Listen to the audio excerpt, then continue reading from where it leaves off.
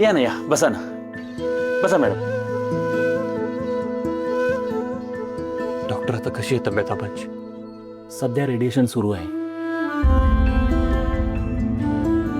आबांची केस last स्टेजला जाण्याच्या मार्गावर आहे, हे मी तुम्हाला आधी सुद्धा सांगितलं होतं. त्यांना वाचवायचं असेल तर ऑपरेशन करावंच लागेल. आता काय निर्णय घ्यायचा आहे तो तुम्हीच ठरवा. निर्णय काय घ्यायचा?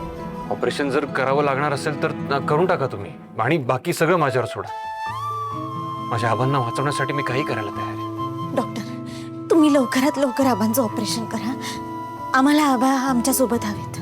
तुम्ही ऑपरेशन करा डॉक्टर. ओके, 7 दिवसांच्या आत आबांचं ऑपरेशन करावं लागेल.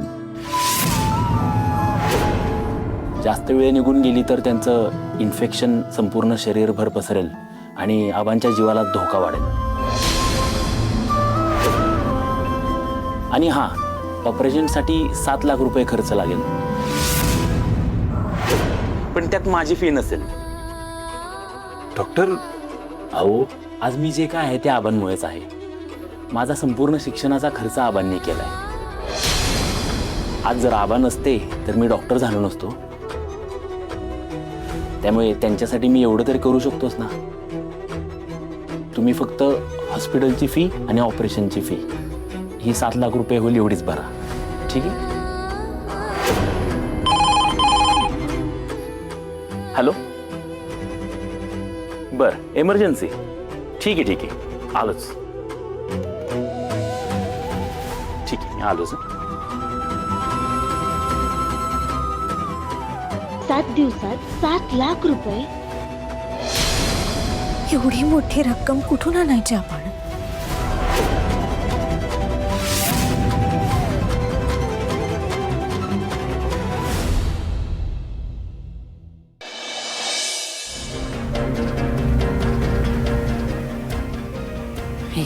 कॉफी. थँक्यू मालती.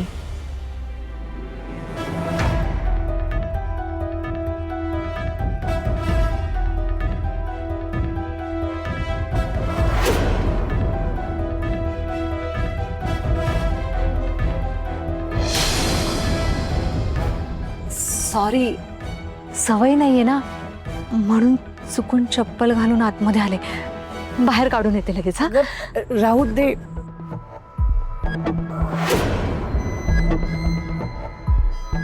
बस.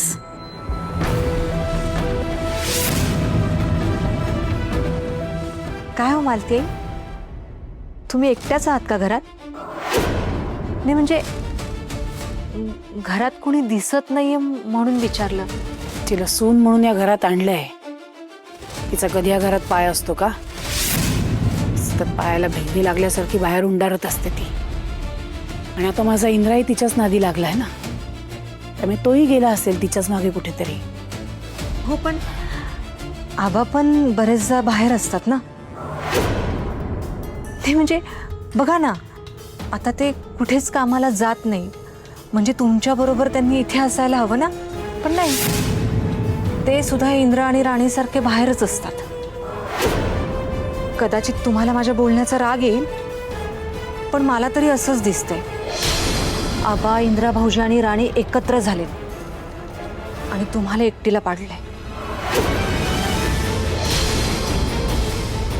वाटत नाही, तसंच आहे. आणि हे सगळं ना त्या औदासीमुळेच होतंय. या घरात आल्यापासून सगळ्यांना तिने माझ्यापासून दूर केलंय. दोघा बाप लेकांना तर काय, माझ्यापेक्षा आता तीच जास्त जवळची वाटते. इंद्रा आणि यांच्यावरनं काहीतरी मोहिनी केली बघ तिने. मालती, तसंही असेल, पण सगळी चूक त्यांची आहे असंही म्हणता येणार नाही ना आपल्याला. म्हणजे बघा ना, ह्या झोपड्यात किती गरम होतंय. कसं कोणाला इथे करमेल? हो, तुम्हाला कसं करमतं हेच मला कळत नाहीये. किती उकडतंय, एक सेकंदही मी इथे उभं राहू शकत नाही. नाही, मला तर असं वाटतंय आबा, इंद्रा भाऊजी किंवा ती राणी, त्यांना इथे करमत नसेल, खूप गरम होत असेल, म्हणून तुम्हाला हे असं एकटीला इथे टाकून ते बाहेर जात असतील. उर्मिला, तू म्हणतेस तसं खरंच हे तिघं असं करत असतील? वा, काय कॉफी झाली आहे मालती आई. कॉफी प्यावी तर तुमच्याच हातची, नाही तर पिऊच नाही. थँक्यू सो मच हा मालती आई. मी सांगितलं तुम्ही माझे डोळे पूर्ण केलेत. आणि सॉरी या, माझ्यामुळे तुम्हाला काम करावं लागलं. खरंच सॉरी. अगं सॉरी काय म्हणतेस? आणि स्वतःच्या सुनेचे डोळे पूर्ण त्रास कसला होणार आहे? सॉरी म्हणू नकोस. उलट मी तर म्हणते यापुढेही काही खावंसं वाटलं ना तर कधीही येत जा. हो आई, नक्की येईल. पण तुम्ही पण ही घरातली कामं जरा कमीच करा. केवढा उन्हाळा वाढलाय. स्वतःची काळजी घ्या, जपा स्वतःला.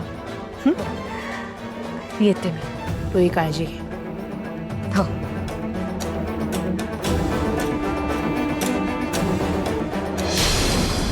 या तिघांचं खरंच काय चालू आहे याचं सूक्ष्म मी आज लावतेच.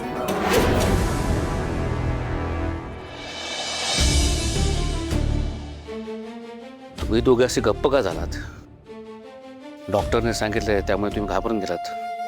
हे बघा, टेन्शन घेऊ नका, मी होणार बरा. डॉक्टरने तुम्हाला उगाचच घाबरवलंय. म्हणजे हे रिपोर्ट्स पण खोटे तसं म्हणायचंय तुम्हाला? तुमचा ट्युमर शेवटच्या स्टेजला पोहोचलाय, तुमच्या जीवाला धोका आहे, हे पण सगळं खोटं आहे आबा. आबा आता तरी सगळं सिरियसली घ्या आणि स्वतःच्या तब्येतीला जपा. हो आबा, इंद्रजित सर एकदम बरोबर बोलतात. तुम्ही तुमच्या तब्येतीकडे दुर्लक्ष केलंय ना, म्हणून ही वेळ आली आपल्यावरती आज. आता तुमच्या तब्येती बाबतीत आम्ही तुमचं काही ऐकणार नाही. हे बघा, या बाबतीत मी तुमच्या शब्दाबाहेर नाही. तुम्ही जे काही सांगाल ते सगळं मी करेन. फक्त झालं. एक मिनिट. मालतीचा फोन. हा बोला मालती. अहो कुठे आहात तुम्ही? किती वेळ? ते आम्ही तिघं यायला निघालोय. आम्ही म्हणजे? हा म्हणजे आम्ही काही लोक माझ्या बरोबर आहेत. आम्ही घरी यायला निघालोय. कोण बाकीचे लोक? ते राणी आणि इंद्रा माझ्या सोबत आहेत. आम्ही तिघही घरीच येतोय. आबा, इंद्रा भाऊजी किंवा ती राणी, त्यांना इथं करमत नसेल, खूप गरम होत असेल, म्हणून तुम्हाला हे असं एकटीला इथे टाकून ते बाहेर जात असतील. तुम्ही तिघं एकत्र कसे काय? नाही म्हणजे तुम्ही तिघं तर वेगवेगळ्या कामांसाठी घराबाहेर पडला होतात ना? मग बरोबर आहे मालती. आम्ही तिघही आपापल्या कामासाठी बाहेर गेलो होतो, पण अचानक भेट झाली रस्त्यात. आता तिघही आम्ही घरी यायला निघालोय. ठीक आहे, या तिघही एकत्रच घरी या. हे बघ, हॅलो, कट केला. आबा, आईला खोटं का सांगितलं तुम्ही? काय खोटं सांगितलं? आबा आपण हॉस्पिटलमध्ये होतो, तुमच्यावर ट्रीटमेंट सुरू आहे, ब्रेन ट्युमर आहे तुम्हाला. हे सगळं का लपवता? आईपासून खरं खरं का सांगत नाही आहात तिला? कारण इंद्रा ती घाबरून जाईल. अचानक तिला धक्का बसेल, ती खचून जाईल ती. पण आबा, मालती मॅडम पासून हे सगळं कसं बरं लपवायचं? मग तुमची काळजी कशी घ्यायची? डॉक्टरांनी जे काही ट्रीटमेंट सांगितली ती कशी करणार होता आपण? आणि त्यांना जर बाहेरून कुठून कळलं तर किती वाईट वाटेल बरं त्यांना. खूप चिडतील त्या. बरं सगळं राहिलं, ऑपरेशनचं कसं लपवायचं त्यांच्यापासून ते तर सांगावंच लागेल ना. एक्झॅक्टली. ट्रीटमेंट सुरू असताना घरी औषधं असणार, गोळ्या असणार, हां तुमच्या टेस्टचे रिपोर्ट असणार, ते किती दिवस लपवणार होता आपण? हे बघा, तुमची काळजी कळते मला, पण आता तरी मालतीला हे कळता कामा नाही. बाकीच्या गोष्टी आपण मॅनेज करू, पण जर का हे सत्य आत्ता मालतीला कळलं ना, खूप मोठा धक्का बसेल तिला, खचून जाईल ती, आणि मग आपल्याला काही करता येणार नाही. तेव्हा ह्या बाबतीत मालतीला आत्ता काही कळता कामा नये, ह्यातच सगळ्यांचं बल आहे. चला निघूया, ती वाट बघत असेल. अजून चिडायला नको.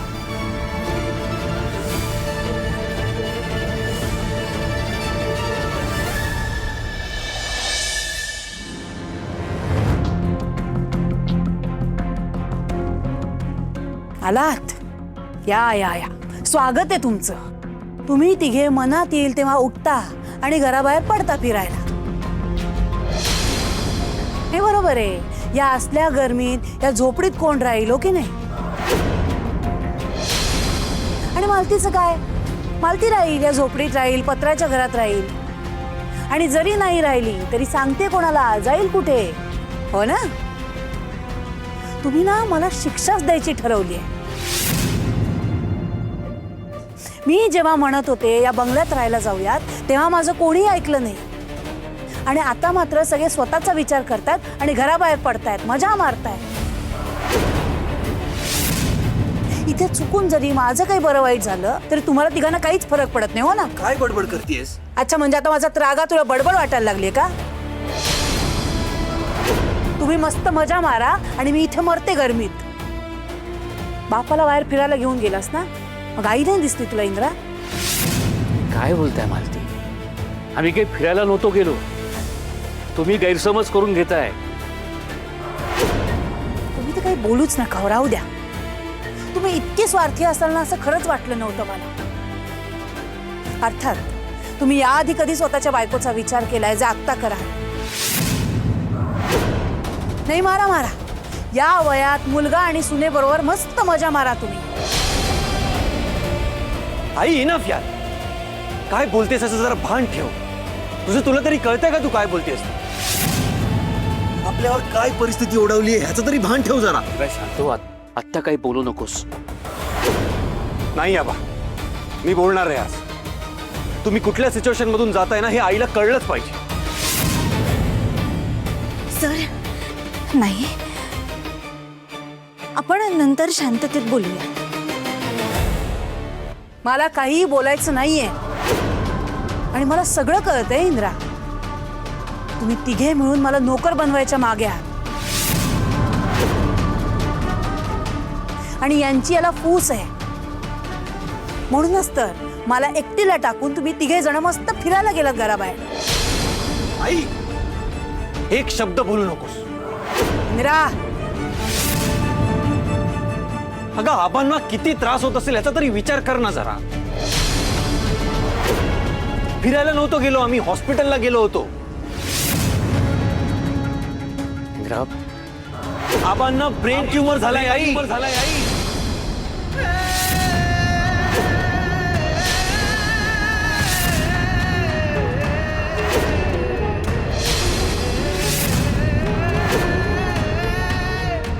काय? हो, 7 दिवसाच्या आत ऑपरेशन नाही केलं तर आबांच्या जीवाला धोका आहे असं म्हणालेत डॉक्टर.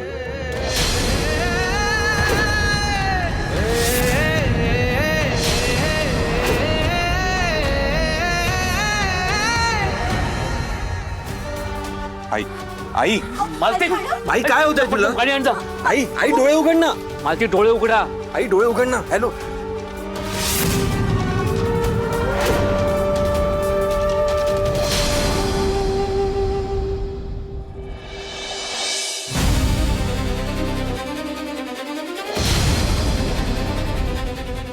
आपल्याला ना काही मशीन्सची सेटिंग चेंज करायची आहे.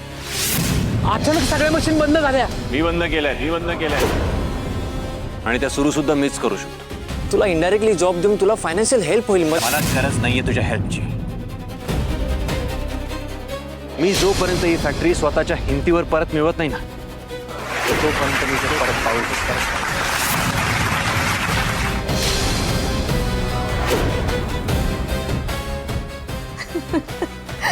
विक्रांत, अरे आज काय गंमत झाली माहितीये का तुला? मालतीच्या झोपडीमध्ये चांगलीच काडी टाकून आली आहे मी. आज बघ त्या सासू सुनांमध्ये कशी फाईट होतीये ते.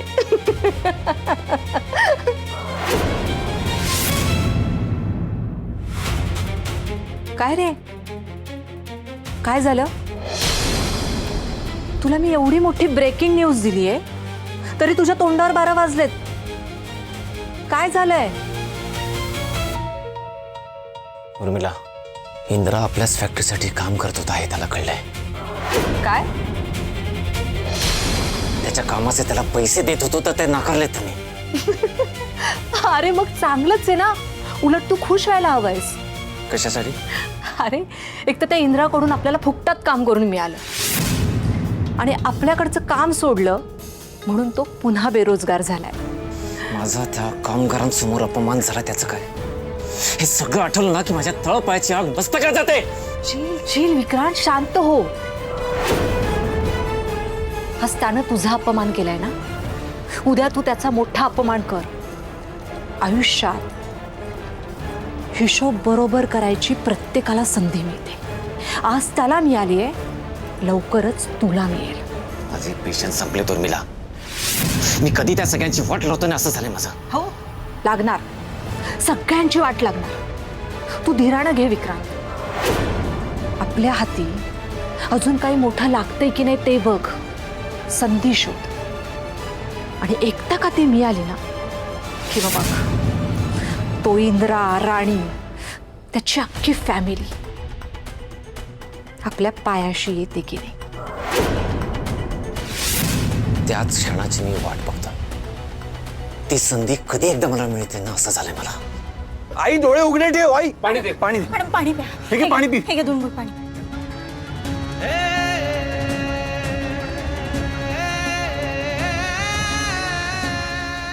आई बरं वाटतंय का तुला?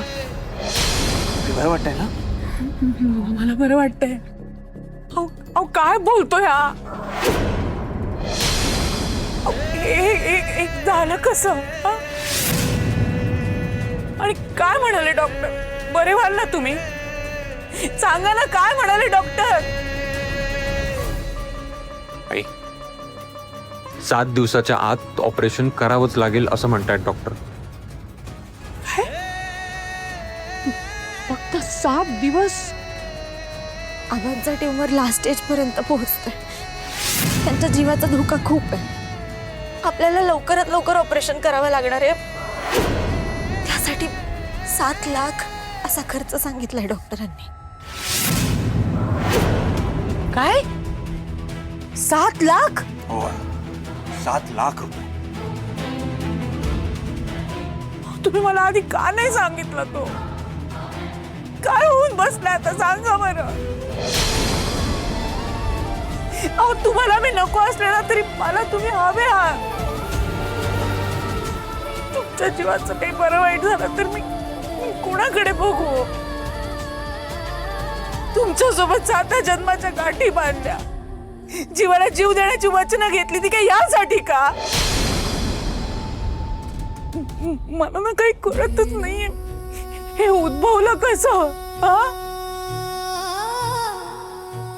तुम्हाला कधी कळलं? आणि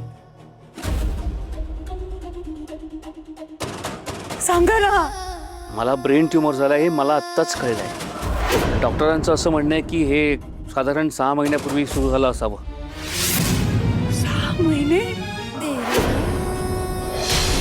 इतके दिवस तुम्ही माझ्यापासून, स्वतःच्या बायकोपासून लपवून ठेवलं का? आई आबांनी हे सगळं आपल्यापासून लपवून ठेवलं हे मलाही आवडलेलं नाही. आधीच सांगितलं असतं त्यांनी तर आपण ट्रीटमेंट करू शकलो असतो. फर्स्ट स्टेजला असाही स्कोप असतो ट्रीटमेंट करायचा. नाही सांगितलं त्यांनी. तुझ्यासारखं माझ्यापासून पण लपवून ठेवलं. स्वतःच्या मुलावरही विश्वास नाही ठेवला त्यांनी. इंद्रा, मालती, तुम्ही गैरसमज करून घेऊ नका. तुम्हाला टेन्शन येऊ नये, त्रास होऊ नये जो आता होतोय, म्हणून मी हे सगळं लपवून ठेवलं. दुसरा कुठलाही हेतू नव्हता. आबा तुम्हीच म्हणता ना, मुलाचं आणि बापाचं नातं मित्रासारखं असलं पाहिजे. वेळ आली, गरज पडली की एकमेकांशी मन मोकळेपणाने बोलता आलं पाहिजे. तुम्ही नाही बोललात माझ्याशी. नाही, कदाचित मी तुमच्याशी मित्राचं नातं बनवताना कमी पडलो असेल, पण तुम्ही एकदा बोलायला हवं होतं आबा. का नाही बोललात तुम्ही? तू म्हणतोस ते सगळं पटतंय मला, सगळं मान्य आहे मला, पण तूच सांग ना, मी काय करायला हवं होतं? माझा साधा विचार होता रे. अरे आधीच आपल्या घरामध्ये खूप टेन्शन आहे. माझ्या या आजारपणामुळे अजून ते टेन्शन वाढू नये एवढीच इच्छा होती माझी. आणि सगळ्यात महत्त्वाचं म्हणजे राणीची परीक्षा जवळ आली. त्यात खंड पडता कामा नये म्हणून मी काही बोललो नाही, म्हणून मी लपवलं. हो, इथे तुमच्या जीवन मरणाचा प्रश्न आहे आणि तुम्हाला हिच्या परीक्षेचं पडलंय. असं नाही मग मालती. कसं आहे अगं, बघितलंस ना, ही सगळी अवस्था तुझ्यामुळे झाली आहे. आणि फक्त यांचीच नाही, आमच्या पूर्ण घराची वाईट अवस्था तू करून ठेवलीस. आमच्या दाराबाहेर उभं राहायची लायकी नाही तुझी, आणि तरी तू आमच्या घरात आलीस आणि माझ्या संपूर्ण घराचा सत्यानाश करून टाकलायस. तुझ्या त्या फडतूस परीक्षेमुळे यांनी स्वतःचं इतकं मोठं आजारपण लपवलं आणि आज बघ काय होऊन बसलंय. तुला ना तेव्हाच घराच्या बाहेर हकलून द्यायला हवं होतं. शांत व्हा, शांत व्हा. काय करताय तुम्ही? मी फक्त राणीच्या परीक्षा करता नाही थांबलो. ह्यात सगळ्यात चूक माझी होती. मी माझ्या तब्येतीकडे दुर्लक्ष केलं. तुम्ही आता उगाच सारवासारव करू नका. तुमच्या तोंडून जर सत्य बाहेर पडलंय ना, ते आता नाकारू नका. आणि काय हो, तुमच्या इतक्या मोठ्या आजारपणाबद्दल तुम्हाला माझ्या आधी या कालच्या आलेल्या पोरीला सांगावंच वाटलं. मला नाही सांगावंच वाटलं. इतकी परकी झाली का हो मी तुमच्यासाठी? अहो, हिलाही आत्ताच कळलंय. ही बोलू नका हो तुम्ही. अहो, हिची परीक्षा काय या वर्षी चुकली तर पुढच्या वर्षी देता येईल, पण तुमच्यावर उपचार काय पुढच्या वर्षी करता येणार आहेत का? काय गे, तुझ्या ते फडतूस परीक्षेसाठी तू अजून कोणाला आणि काय काय करायला लावणार आहेस ग? आई, तू प्लीज राणीवर चिडू नकोस. तिची काही चूक नाहीये या सगळ्यात. आणि जे घडून गेलंय त्यावर चर्चा करण्यापेक्षा आता पुढे काय करायचं याचा विचार करूया ना आपण. डॉक्टरांनी सांगितलंय फक्त 7 दिवस आहेत आपल्याकडे. अरे कुठून आणणार आहात 7 दिवसात 7 लाख यांच्या ऑपरेशनसाठी? सांगा ना, काय विचारते मी? कसा उभा करणार आहात पैसा? काय तसे तुझ्या परीक्षेमुळे यांनी यांचा आजार पण लपवलं म्हणून यांच्यावर ही वेळ आली आहे. सांग, कसे उभे करणार आहेस पैसे? यांना जर काही झालं ना तर मी तुम्हाला दोघांनी माफ करणार नाही. मला माझा नवरा पाहिजे. सांगा मला, कसं करणार आहात सगळं? कोण देणार एवढे पैसे?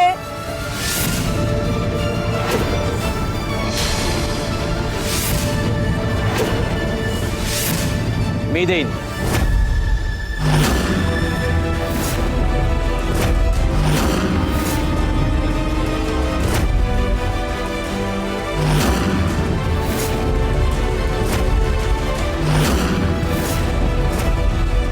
पैशाची काळजी तुम्ही करू नका. आबांच्या ऑपरेशनचे सगळे पैसे मी देईन.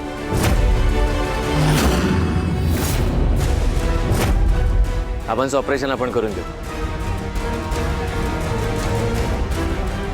काही गरज नाहीये तुमच्या पैशांची आम्हाला.